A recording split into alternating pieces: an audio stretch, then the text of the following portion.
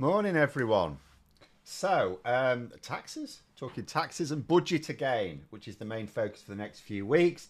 And in particular, how one particular tax that's now seems pretty certain to be coming, that the Tories are trying to claim is a breach of the Labour manifesto. Now, it's not quite. It's quite funny. But there's lots of different elements to this. Someone I noticed in the chat just before we went live talked about Jeremy Hunt. Who cares about him? He'll be going in a few weeks, which is true. Neither Robert Jenrick nor Kemi Badenoch would take him on. I think there's multiple reasons for that. First of all, it's quite... I mean, any sensible leader chooses a chancellor, or shadow chancellor in this case, who is on the same level as them in terms of what they want to do, because they're the most important minister. Like Boris Johnson, he appointed Sajid Javid first of all, then Rishi Sunak. It was a really stupid move. He picked two people who were not politically on his wavelength. It was inevitably going to create friction. Not that it always works out swimmingly when you do choose someone. Liz Truss chose Kwasi Kwarteng, although apparently she wanted to choose Jacob Rees-Mogg, but she thought that would be a bit mad, even for her. Apparently, she genuinely thought the Tories won't accept it. So she went for Kwasi Kwarteng as what she thought was someone who's sort of wedded to the same ideas, but a bit more palatable. That didn't go well. But there we go. There is... I'm just sorry, I'm going to have to be pedantic here. It says Phil will be celebrating his 3-month wedding anniversary soon. It's not an anniversary if it's a 3-month thing, is it? There's my pedantry out of the way. No, anyway, so this relates to employers' national insurance. There's a suggestion that Labour may get employers to pay national insurance on employers' pension contributions. Now, the Tories are claiming this would be a breach of Labour's manifesto promise. Now, it wouldn't, in actual fact. Now, this is where it gets tricksy. But the other point I want to make is the Tories knew it didn't break the manifesto promise, and they made it clear during the election campaign. And of all people, Harry Cole of The Sun is the one who's going, "Oh, you lying Tories, I've got the proof," which is vaguely hilarious. But the manifesto, first of all, says that they're not going to increase taxes on working people, and therefore we won't increase income tax, national insurance, or VAT. But because it's all in the same sentence and paragraph as the emphasis on working people pay too many taxes, and we're not going to increase taxes on working people, the assumption was always, because politicians know the tricksiness of manifestos. For example, in the last Parliament, the Conservatives changed the electoral system for the Mayor of London. They changed it from like an alternative vote system, a transferable vote system, to first past the post.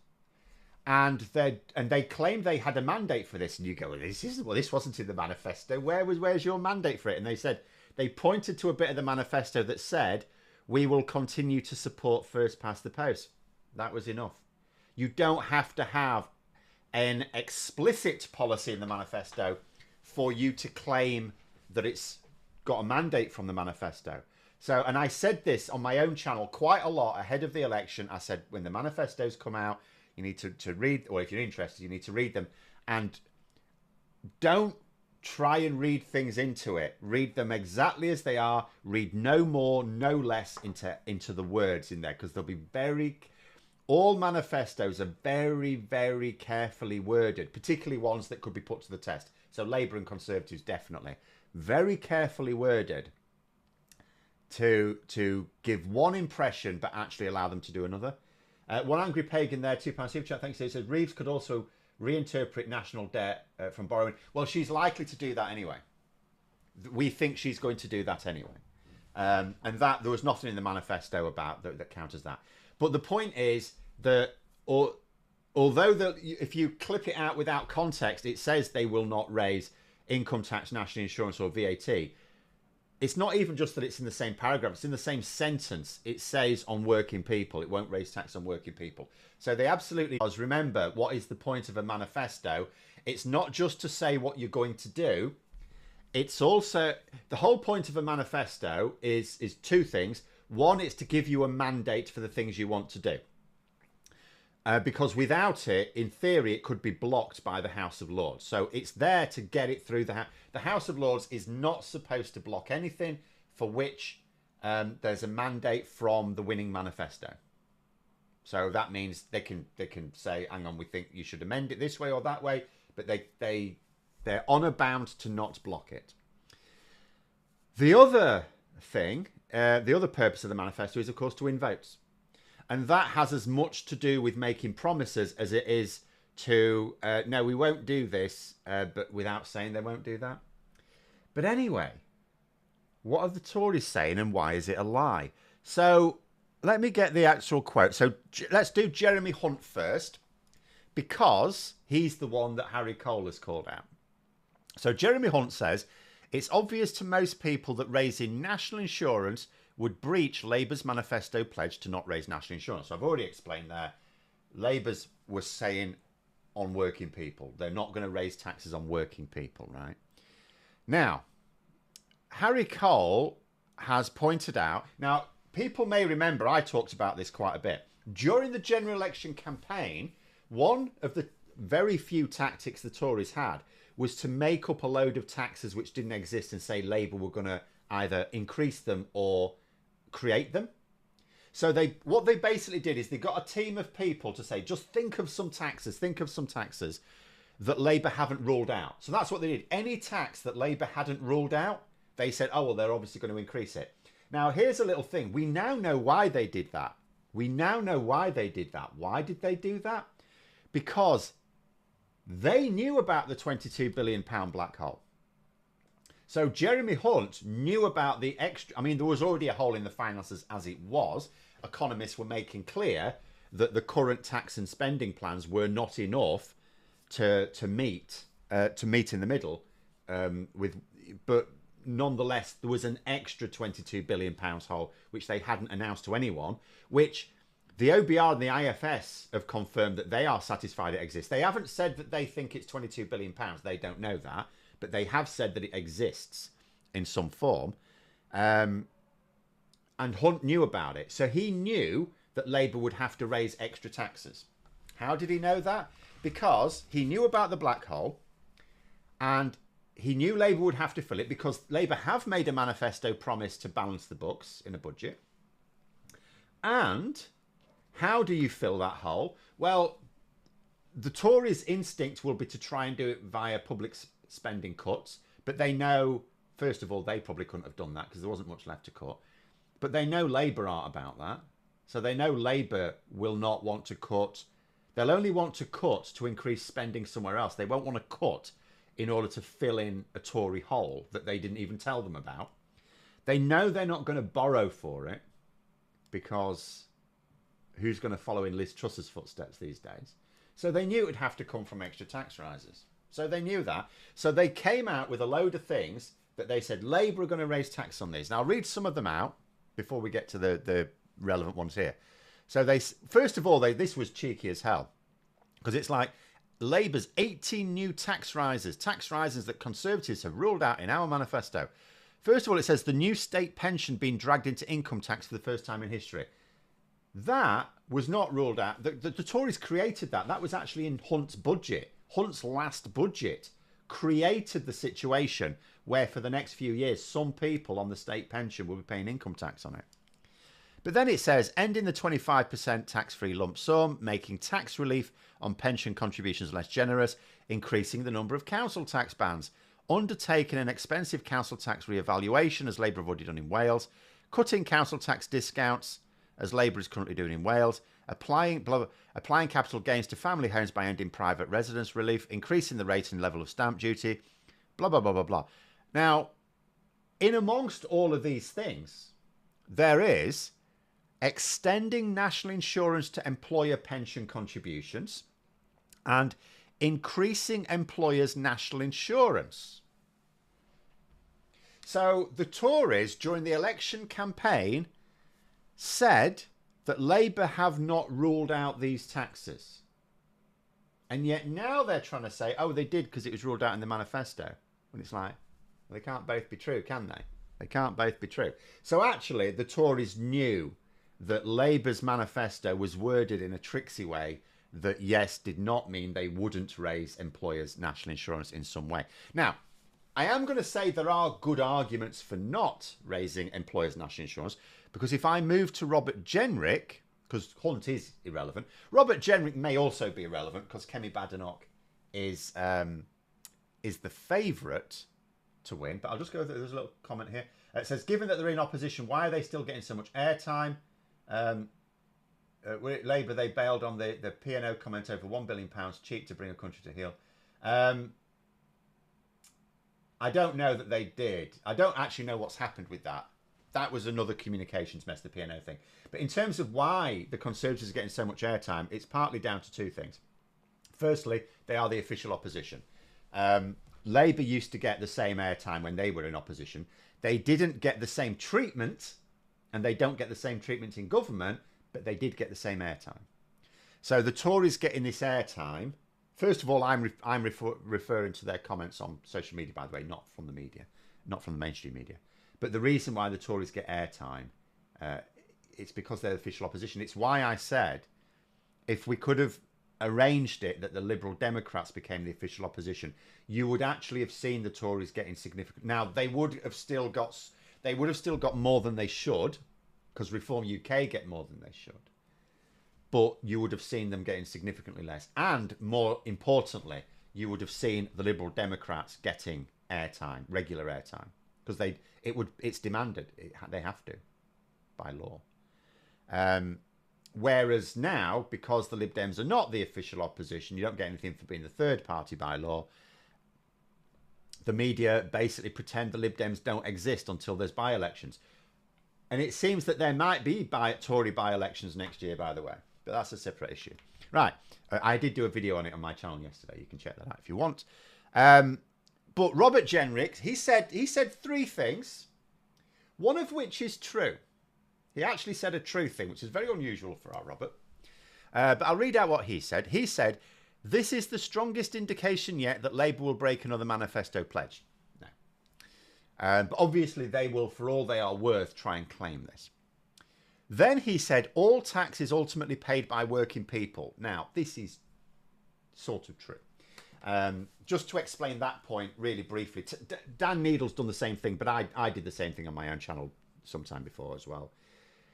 So from an employer's point of view, if you're employing someone, now from the employee's point of view, they think, if let's say your salary is £35,000 a year, say, you think, well, that's what you're costing the employer, but it's not. You're actually costing the employer quite a bit more, because your employer has to pay the salary they've offered you, on top of which they have to pay employers' national insurance contributions, and potentially, if you have it, employers' work pension contributions. And all of that adds up to more than your salary. So here's the way it, in theory, works, and in practice, actually, as well. So the employer doesn't think of you as costing them £35,000. It's whatever it ends up being after national insurance and pensions are taken into account, as well as any other things they have to. I mean, they may have to buy clothing for you or a company car, depending on what the job is. There might be other costs as well. So that's the cost they think of. So the employer has this cost in mind with an employer.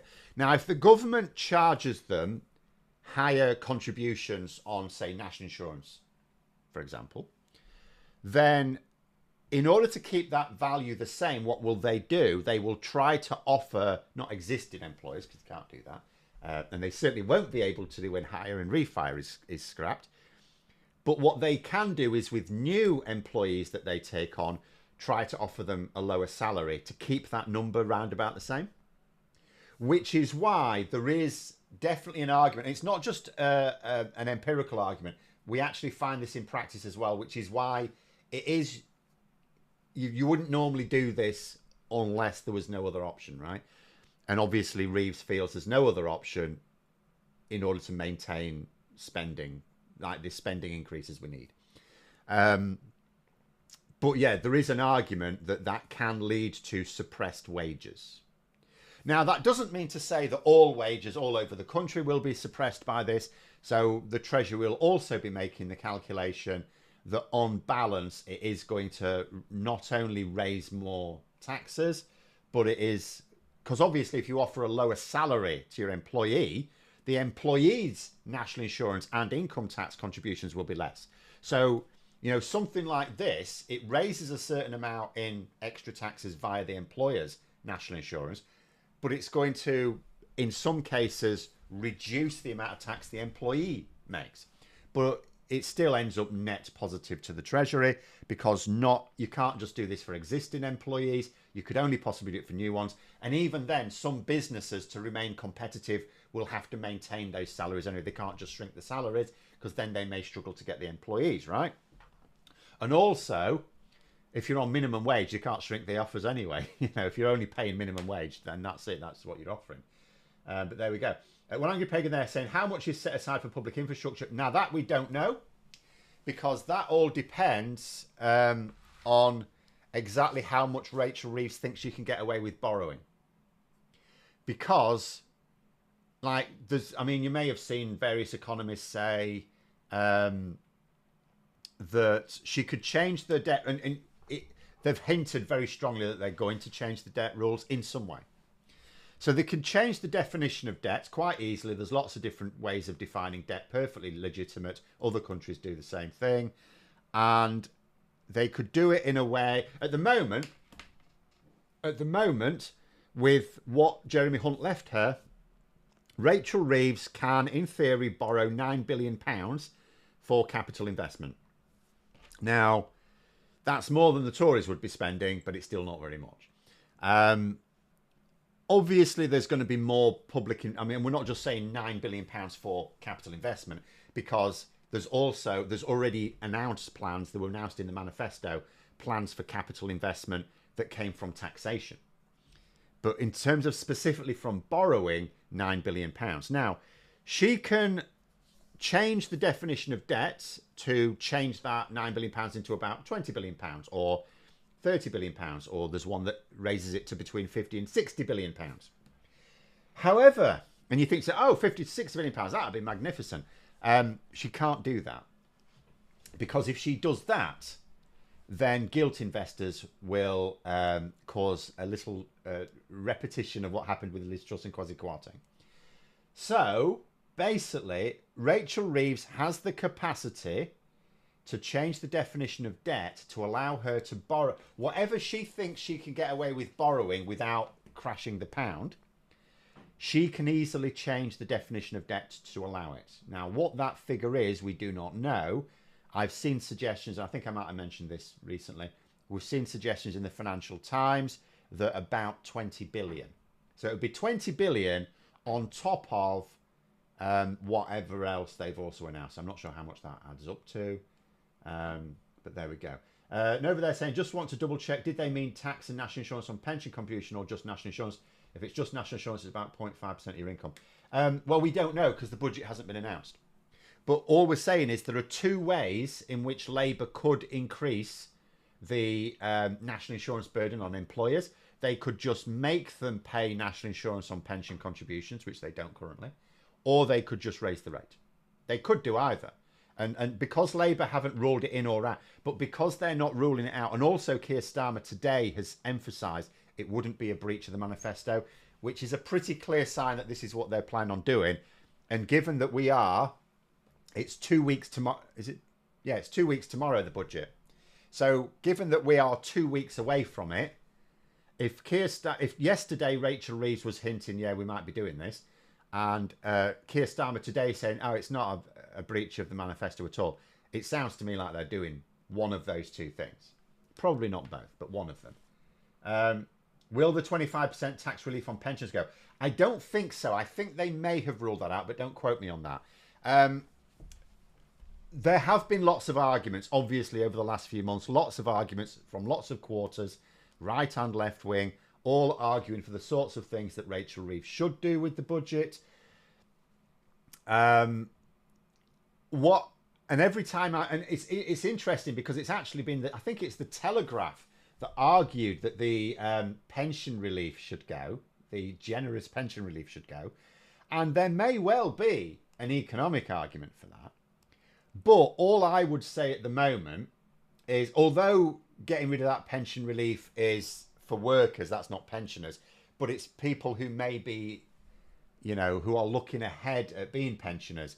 All I would say is, after the debacle over the winter fuel allowance, the last thing Labour want to be doing now is looking like they're screwing pensioners, even future pensioners, over even further. So another thing they've ruled out, which actually was in this Jeremy Hunt list. Where was it? Oh, I've lost it now. Where's it gone?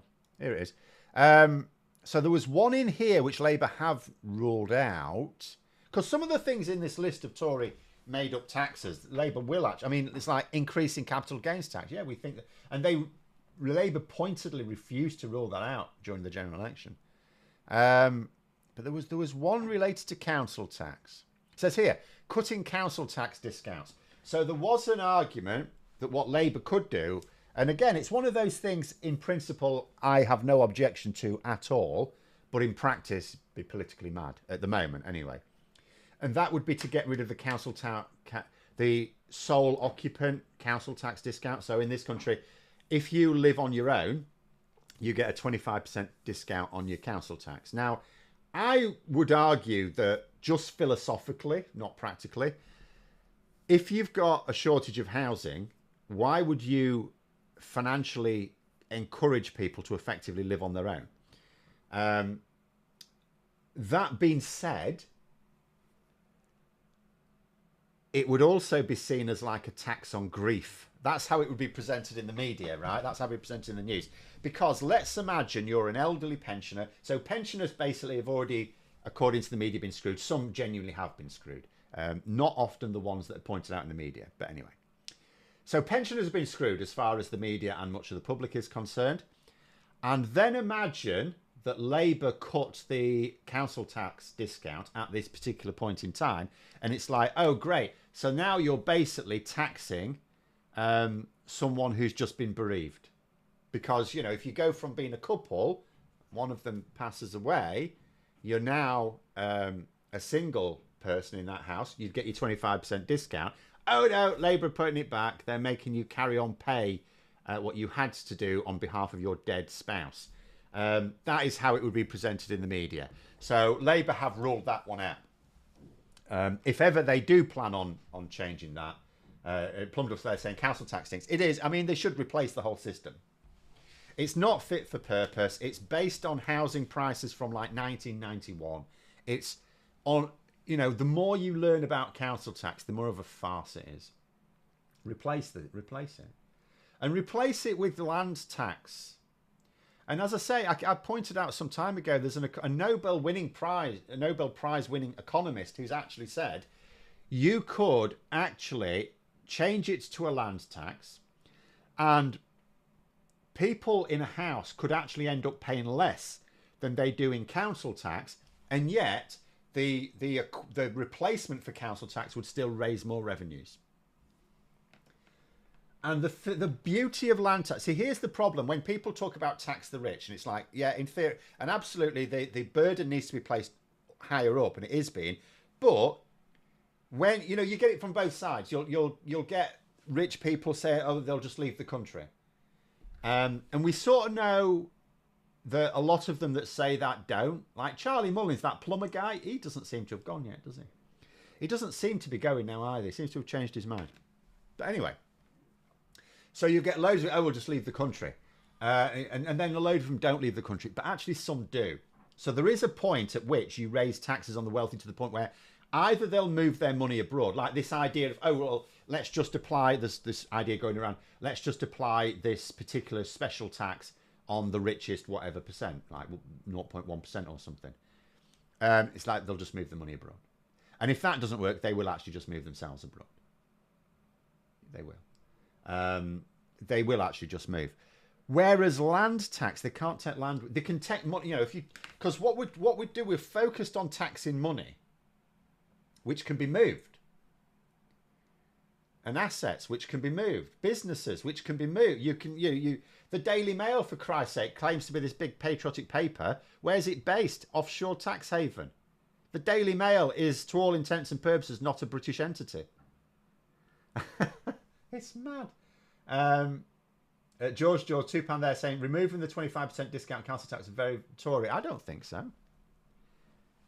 I don't think so at all.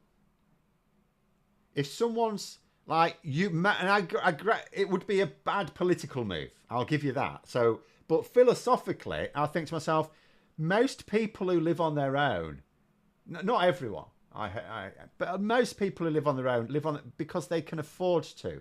So it's actually a tax break for wealthy people. I lived on my own for most of my adult life.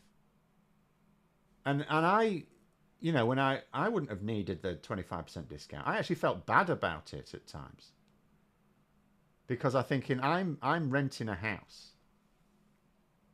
3-bedroom house, say. Or 2-bedroom and a box room is what it usually was. And I'm just here on my own. And we've got a housing crisis. I mean, obviously, there wasn't a great deal I could do about that. But it would be a bad political move. So it's not really one that's worth debating. It would be a stunningly bad political move. It would absolutely, in the media, be claimed as a tax on grief. They would, again, put the emphasis on pensioners. It would be a tax on grief. So you wouldn't. You'd be better off just getting rid of council tax and replacing it with land tax. That way, the discount doesn't have to come in and it'll still be lower. And people can't move land. If you shift the burden of tax on money to land, to things you physically own, you can't move those. You can't move those out the country. You can't have whoever owns Kent just going, oh, that's too much tax. I'm taking Kent with me to the Bahamas, right? I mean, they're quite welcome to if they'll take Nigel Farage with them, but that's not how it works. But there we go. They're saying single occupancy council tax. The question is whether the individuals living in an appropriate property, if they do, they're worth the 25%. If they don't, they're not. Yeah, but I mean, all of these are philosophical arguments. Politically, it's a no. And Labour have ruled it out. Really, they should have ruled out the winter fuel allowance. Given the way they've done it, if they could not guarantee that everyone who needs it will get it, they just shouldn't have done it. It's actually better to let some billionaires, and there's not that many, but letting some billionaires get the 200 quid than it was to let anyone who's genuinely worried about heating their home do without it. And there we go.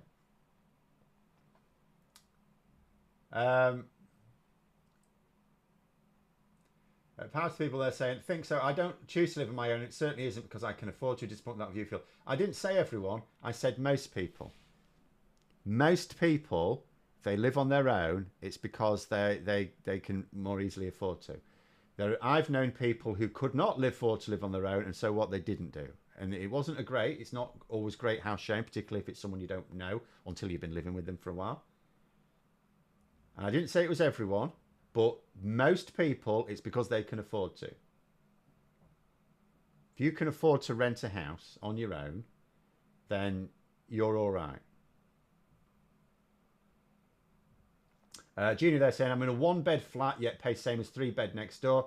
Sometimes 6 adults. Well, that's fair. Well, and that's the problem with council tax. It's not based on anything that makes sense. Remember where council tax came from. Council tax came because the Tories tried to introduce something called poll tax, where there was a massive public backlash, the like of which we have not seen since.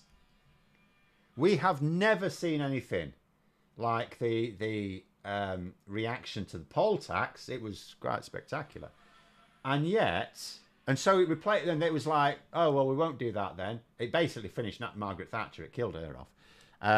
Politically, so they introduced council tax. It was like a back of an envelope job to save face and still raise this money, but in a slightly fairer way. What's my thoughts on the Farage reform £300 Parliament tours? 300. I thought it was £500. Yeah, you shouldn't be able to make money from doing things like that. I always thought it was a little bit dodgy, even raising money from things like that. I know I've been to like Labour events where they've talked about, you know, as a part of an auction to raise money funds for the party. Oh, you can have tea with like some senior Labour MP or even the leader. And I think I even thought that was dodgy because it's like, no, listen, this is,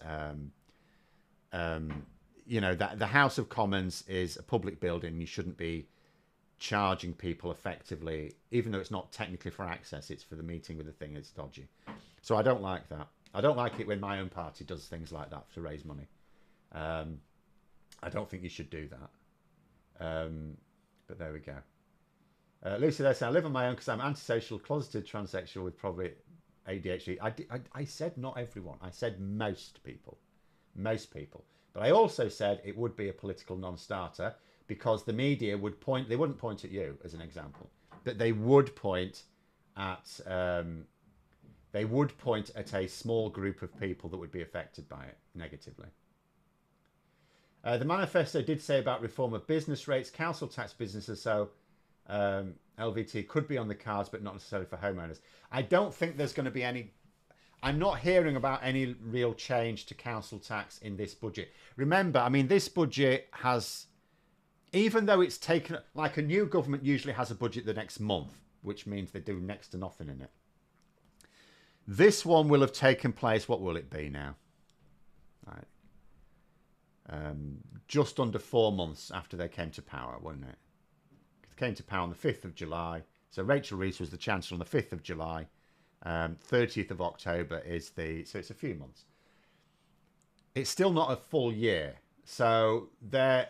Basically, the purpose of this budget is twofold. It's to kickstart the investment that's needed because, you know, if you're trying to invest to actually physically build things, then it takes time to build them, and they want not only those buildings to be up, but the benefits to be felt by the next election. So the main priority of this budget is to make sure they can release the funds to get started on that building, and they can balance the books. So that is where all of this umming and ahhing about different taxes is coming from. Because it's not enough. It's not a simple case of, oh, we're going to raise this tax and it'll raise this much money. Remember, that's how it used to work, but it's not anymore. The OBR have to agree with you.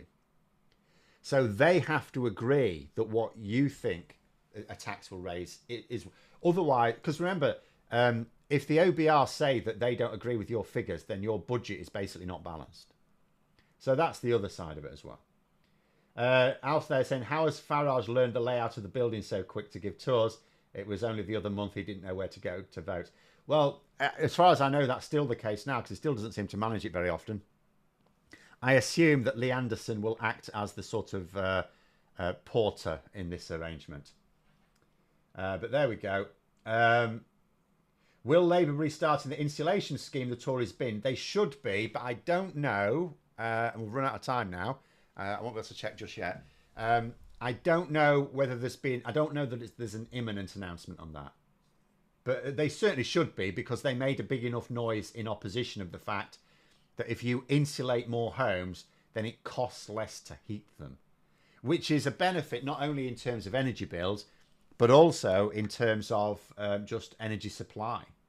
You know, if we're going to need more energy for like electric vehicles, then ideally we would like to use less for heating. That would be good. But there we go anyway. Thanks very much for coming on, everyone. Have a great rest of day. Don't forget to click the like button and subscribe, of course. And until next time, I'll see you later.